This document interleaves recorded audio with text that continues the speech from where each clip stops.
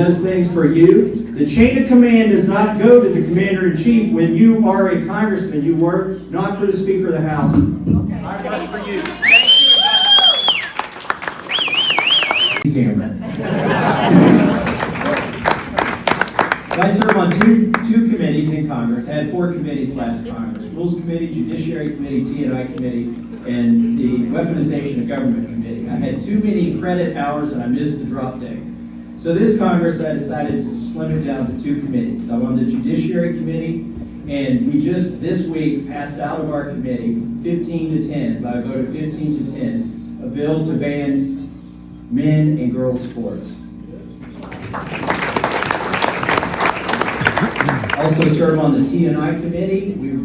That's very important. I work with DHL and UPS to make sure that Kentucky is the hub for the United States. Also, Amazon has their headquarters in Kentucky's 4th District. We've got 3 interstates, we've got 2 railroads, we've got 3 locks and dams, and I work on that every day. That was one committee, and that is one committee that I will never give up.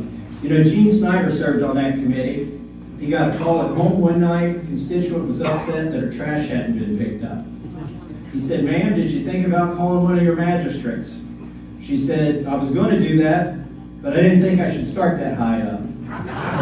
So I appreciate that Oldham County has 8 magistrates, one of the most powerful counties in Kentucky based on 8 magistrates.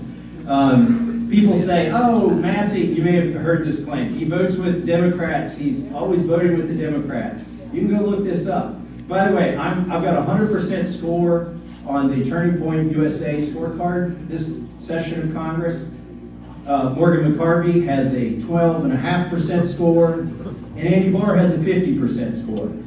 So it's not easy to be 100%. And sometimes to get 100%, you can't always vote with your party. I vote with the party 91% of the time. But in the 9% of the time, they're covering up for pedophiles, starting a new war, or bankrupting this country. I'm not voting with them.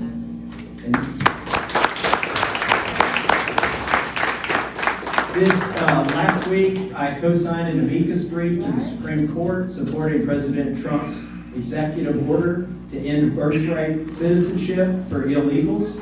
And some people say, "Well, Congressman Massie, I thought you decided that Congress should be making laws, not the president. Why would you co-sponsor an executive order?" Because Congress has never weighed in on this. Birthright citizenship was given by an executive order by a president. It's time for Congress to weigh in, and it's time for us to end this practice. Another thing that, if you've been watching the news, you may have seen I got done, I passed the Epstein Files Transparency Act. Now, this is a struggle. Speaker of the House, I'm glad we prayed for him tonight. He didn't want it. The President didn't want it. The Majority Leader of the Senate didn't want it. I was up against everybody in the swamp. I could only find 3 Republicans, and guess what? They were all women. Marjorie Taylor Greene, Nancy Mason, Lauren Boebert. And they paid a hell of a price for signing their name on that document with me. But we made it to the end, and we forced it to the floor. And when I got it to the floor, it passed 427 to 1. It passed 100 to nothing in the Senate, and the President signed it the same day. A bill has never passed that quickly through Congress, but it took 5 months to get it there. And I will fight for victims of sex trafficking. And if you won't fight for them, what will you fight for? There you go. That's right. So, by the way, the omnibus bill. Maybe you're upset I didn't vote for the omnibus bill. It was passed in 2 parts. I offered amendments. I forced votes on this. There's tons of bad things in that omnibus bill. And what would happen if I actually succeeded in stopping the omnibus bill? We'd write a better one. It's not to shut down government. It's to get my own party to do the right thing. Let me tell you something that was in the big, beautiful bill that Marjorie Taylor Greene and I got taken out of it. There was a law in there that would overridden local zoning rules on AI data centers. Anybody in here care about that? Yep, absolutely. We got that stripped out of the big, beautiful bill. Because it would have overridden your ability to decide where those go. There are at least 3 counties in this congressional district where this is an issue. Did anybody else care about that? Was anybody else going to stand up and fight to get that taken out of the big, beautiful bill?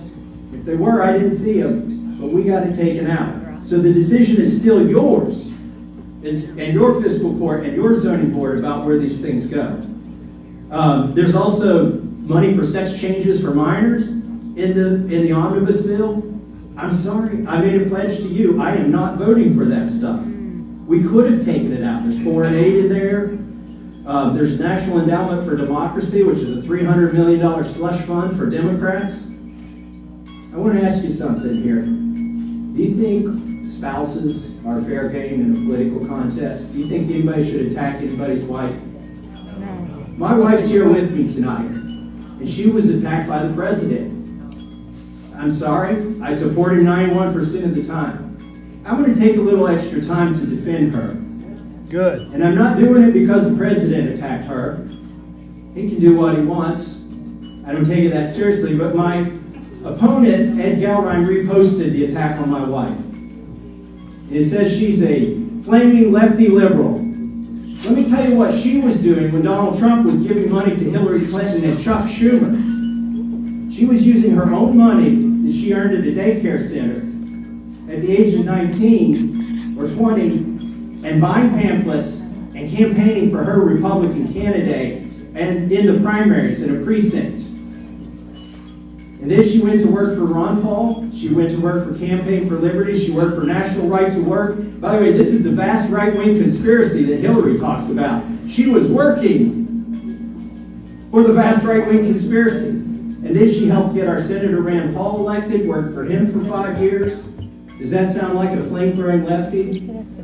It doesn't. Well, whatever. And by the way, Ed Gallrein was given to Lindsey Graham when she was doing all this. So this will be the first and last time I respond to the president's tweet. And I wouldn't even respond to it if Ed Gallrein hadn't retweeted it. But I feel like a woman needs defended, and I'm going to defend her here tonight.